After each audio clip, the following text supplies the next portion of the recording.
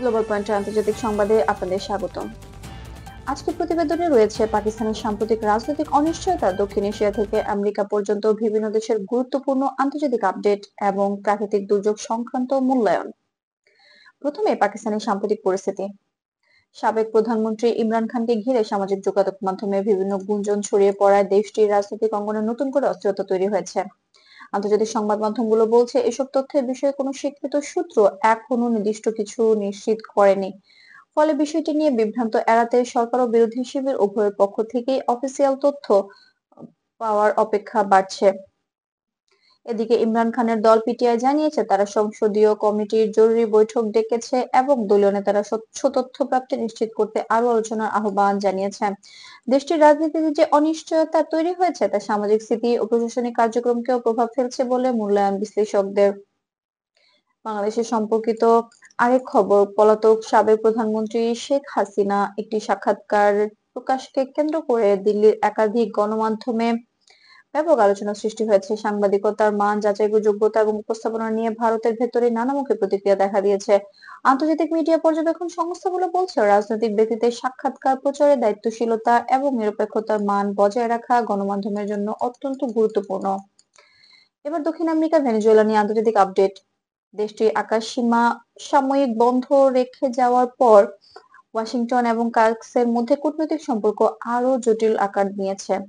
বিভিন্ন সূত্র জানাচ্ছে ভেনেজুয়েলার প্রেসিডেন্ট নিকোলাস মাদুরো এবং মার্কিন প্রেসিডেন্ট ডোনাল্ড ট্রাম্পের মধ্যে ফোন আলাপ হলেও দুই পক্ষই এখনো নিজেদের অবস্থান থেকে সরে আসেনি। আন্তর্জাতিক বিশ্লেষকরা বলছেন পরিস্থিতি স্থিতিশীল রাখতে কূটনৈতিক সংলাপের ওপর গুরুত্ব এখন সবচেয়ে বেশি। যুক্তরাষ্ট্রের শীতকালীন আবহাওয়া পরিস্থিতি উদ্বেগজনক রূপ নিচ্ছে। তীব্র তুষার ঝড়ে যুক্তরাষ্ট্রের সাউথ ডাকোটা থেকে নিউ ইয়র্ক পর্যন্ত বিস্তৃত অঞ্চল এবং আংশিকভাবে স্থবির হয়ে পড়েছে।